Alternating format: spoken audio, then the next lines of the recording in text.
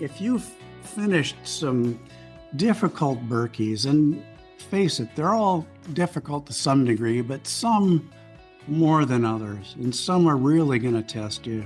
And it's those that you see yourself kind of pitted against yourself, and you can get through it. And having that memory, I think, is really helpful in other contexts. And just realizing, hey, I've been through some adversity. I can do this too. So it does translate to other parts of your life. Welcome to the Birch Legacies podcast. We are sharing stories celebrating the motivation, the perseverance, and the lifestyle choices necessary to reach the status of Birchlegger. That is, skiers who have completed 20 or more Birkies, Korteloppets, or a combination of both. We would love to hear from Birchleggers young and old who have a story to tell about what keeps them coming back year after year. Information about appearing on this podcast is in the podcast notes. In 2004, an extraordinary Birkie story was born. Thom Gerst, having prepared to ski his best Birkie ever, broke a ski at 7 kilometers into the race. This is his story, as first published in the Birch Scroll that year, and read by Thom himself. One ski guy, or my 2004 Birkie. While in Nagano, Japan, 2 weeks before the 2004 Birkie, I visited Zenkoji Temple and was asked by my wife's cousin if I'd like my fortune read. The process involved shaking an enclosed box filled with 100 sticks, each labeled with a number.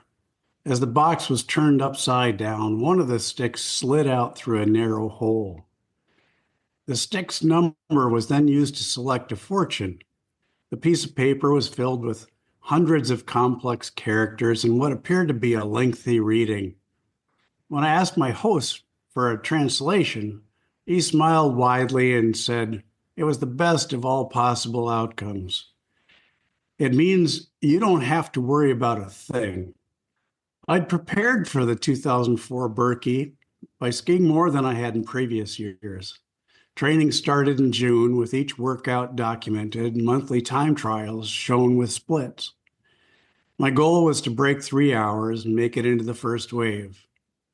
My brother, Gary, had fractured his shoulder roller skiing well into the training season, so I was doing the race for him as well. For a Christmas present, Gary had offered to wax my skis for the race. After 23 Birkies, a fracture didn't stop him from being involved. The night before the race, I went through my usual routine at the cabin. I caught up with friends, groused about the weather, listened to WOJB radio until it was time to turn in, and finally played Hubert von Goisern's Da Jukitzer, a Teutonic yodel howl that gets me in the right frame of mind. With my first Birkie being in 1979, the scene was more than familiar. It was at once like Christmas Eve as a kid and the night before skydiving for the first time. For me, the start of the race is reminiscent of the opening scene from Woody Allen's Stardust Memories. Allen's character is sitting in a train at the station. The scene is shot in black and white, and the occupants of his train look dismal. The gloomy fellow looks out the window at the train on the next track. It's shot in color and filled with people drinking champagne and celebrating. A beautiful woman blows him a kiss as the parting train leaves the station in the opposite direction. Clearly, he is envious, and his long face tells the story of someone who believes that fate has given him the wrong ticket. But back at the Birkie, the starting cannon sounded, and we roared our approval, picking up speed and sending warm blood to cold hands and feet. At each Birkie, the ski to the first food stop tells me which train I'm on. The outcome's based on training, ski wax, and conditions. If people were passing me right and left, the conifers at trailside turned from green to gray. On the other hand, when I skied effortlessly, getting more glide than I had all season, I felt champagne glasses balanced on my shoulders and head. I thanked myself, or in this case, my brother, for coming up with the ideal wax. There was also a heartfelt nod to training on days I didn't really feel like it. We had had 4 inches of new snow the night before the race. Generally, a skier is the first to celebrate new snow, but within hours of a race, it's one of the things that leave us cold. Imagine running a marathon through uncut grass instead of on pavement, and you'll understand. All the same, I was feeling optimistic. I had champagne on both shoulders, and the colors of thousands of racing suits were spectacular. Beyond the wide open power line and into the woods, I was climbing with ease.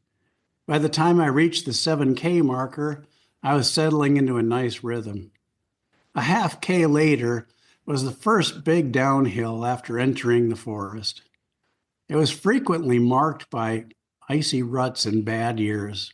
Coming down the hill, I drifted right and caught my ski tip in the snow. I spun sideways and helicoptered to a stop with the first 12 inches of my right ski hanging over my face like a banana. Few fellow skiers zipped past my head while all thoughts of a fast ski and goals were gone. I'd never broken a ski before. Trying to carry it in my hand, I slid on the left ski. Surely this wasn't a plan. Within 2 minutes, it didn't make any sense at all. I planted the useless ski in the snow at trailside, then began a 43-kilometer experiment with one ski. After all the preparation, it didn't cross my mind to stop. The initial going was awkward.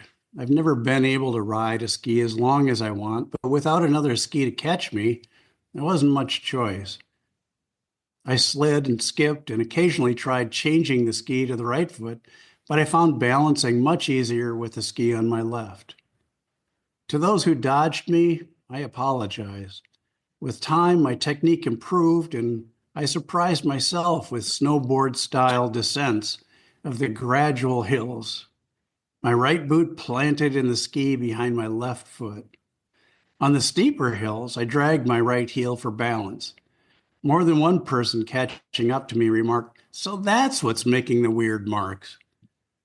I depended much more on my arms than I usually do, and my elbows started raising a fuss midway through the race. My poles took wild swats as though I was playing whack-a-mole. Several things crossed my mind that helped me along the way.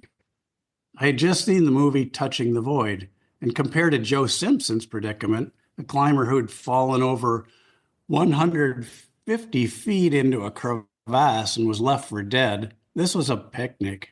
I also recalled the story of a couple skiers who had put 2 sets of bindings on one pair of skis and did the Birkie in tandem.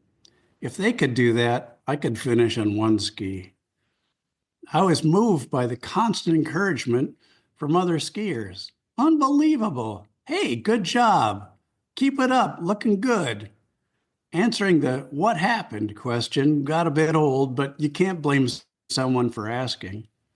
In my heart, I knew that I was doing this because it was the American Birkebeiner, an event that had long ago replaced New Year's Day as the beginning and end of my year.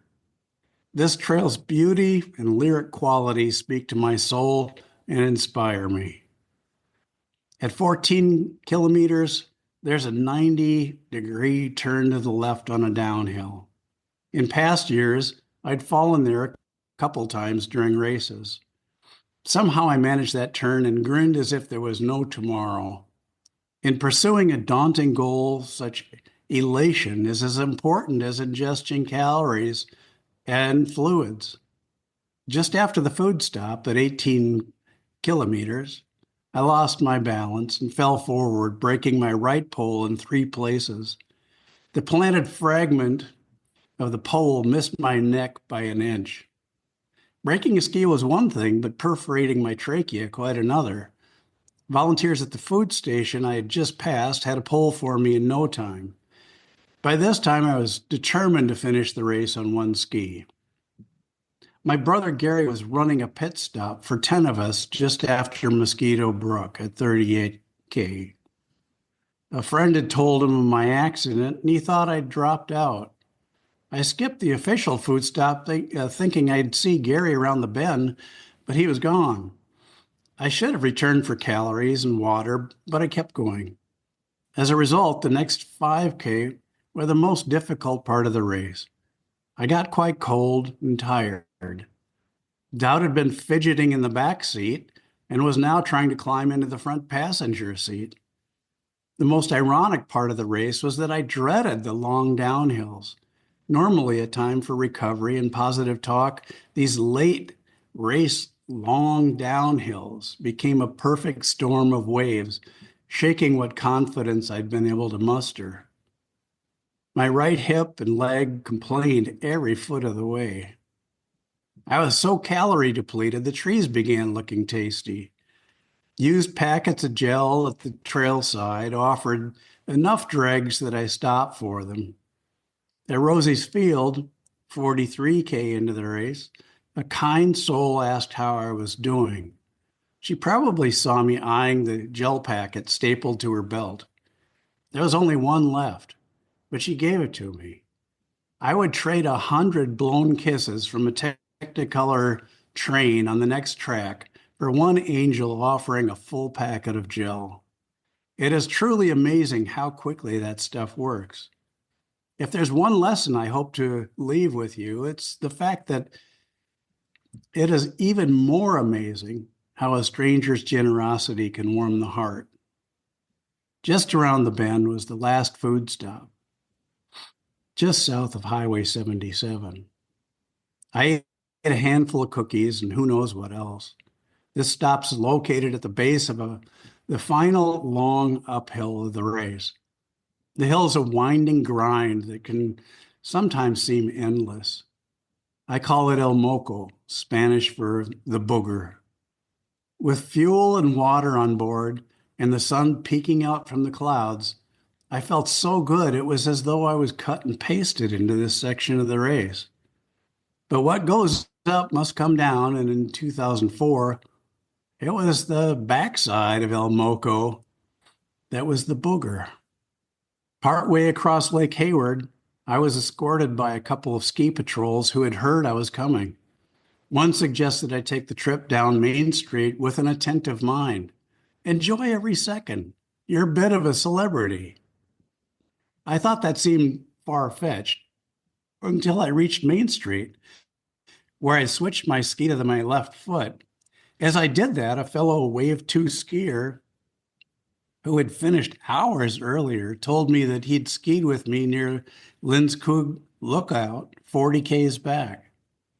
I can't believe you did this, he said. I was having trouble believing it myself. Heading down the final stretch, the announcer asked the crowd to cheer me in. The cowbells were clanging and people were whooping. For several blocks, I busted a grin while doing the best I could to sprint. Encouragement came as a loud howl of approval, echoing the racers' roar at the start line. Strangers high-fived me. Several called me one ski guy. My time of 5 hours and 46 minutes was 3 hours slower than I'd hoped for, but everything was in vivid color, and the celebration was just beginning. That was a hell of a train to be on. So that story is legendary in the history of the Birkie and first appeared in the Birch Scroll that year. I know you've since retired, Thom, from skiing the Birkie after completing 24 races. And that story was a story of overcoming adversity. Let's go back a little bit and just what were some of the good ones? That was in the end, it turned out very well. But were there other years that you kind of remember without the broken parts and things like that? Well, yeah, actually, favorite memories. Oddly enough, one of my favorite memories came in a year that was rather a letdown for me. And you wouldn't think it would be a letdown because my brother and I were selected as Birkebeiners to represent the race, along with Gail Modi Rogel as Inga in 2008. But for various reasons, I just had a fairly big fail. I finished the race, but I didn't feel like I did a very good job of representing Torstein in the process. Mm-hmm. But that year, at the welcome ceremony, the Native American group that did a drum ensemble and a dance was a real highlight for me. And the thing that moved me so much was as they got started, after a few words were said, I watched a circle begin to dance in rhythm with couples promenading around this circle. And while I was standing watching this, a little girl came up, shuffled up in front of me, and said, "Want to dance?" And she held her hand out to me. I was dressed as Torstein. That's cool. And so here's this tiny little girl, and I've got my hands covered with beaver fur mittens, and I'm wearing a helmet and all this garb. And she's probably about less than a third of my size. And she leads me out into the dance circle. And I cover her little hands with my beaver skin mittens. And we promenaded around one loop after another. And I wish I had a photo of that because I'm sure I was just grinning enough to break my face off. So that was a wonderful memory. Some of my favorite ski memories are in focusing on improving my stamina and technique to the point where I could ski with my brother. Mm-hmm. When I first started out, I lagged behind him from the get-go. Within minutes, I was waving, "Adios, I'll see you at the car." With time, I got to the point where I could keep up with him. Those memories are really golden. On a beautiful, glistening day on the Birkie Trail where you just pinch yourself, this is why you do it.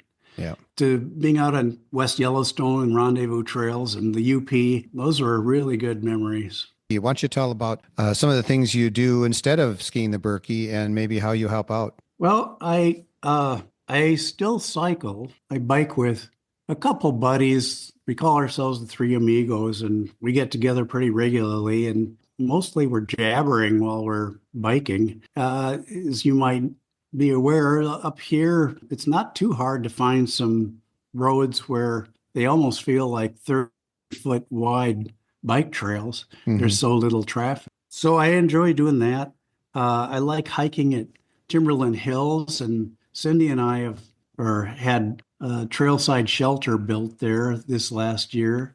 One long-term goal I've had is finishing a 750-mile pilgrimage in Japan on the island of Shikoku. Right now, I'm 500 miles through that, and I'll go back and finish up the last 250 miles. So you're not sitting on a couch, that's for sure. I'm not. I'm getting a fair amount of volunteering in. I volunteer with American Birkebeiner, Trailside, and at the end of the race. And I volunteer with the Wisconsin Canoe Heritage Museum in Spooner and Hunt Hill Nature Center. And we've got a group called Neighbor to Neighbor in town that helps people who just need a helping hand. Mm-hmm.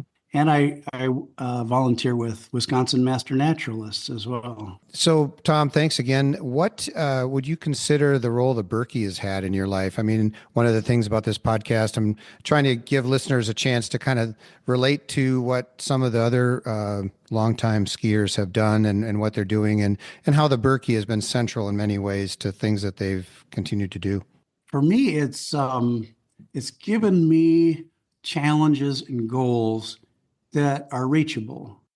I think one thing it's helped me with is if you've finished some difficult Birkies, and face it, they're all difficult to some degree, but some more than others, and some are really going to test you. And it's those that you see yourself kind of pitted against yourself, and you can get through it. And having that memory, I think, is really helpful in other contexts, and just realizing, hey, I've been through some adversity.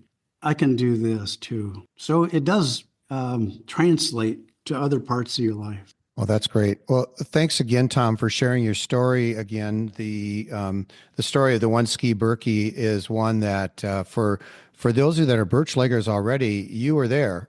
That was about roughly 20 years ago.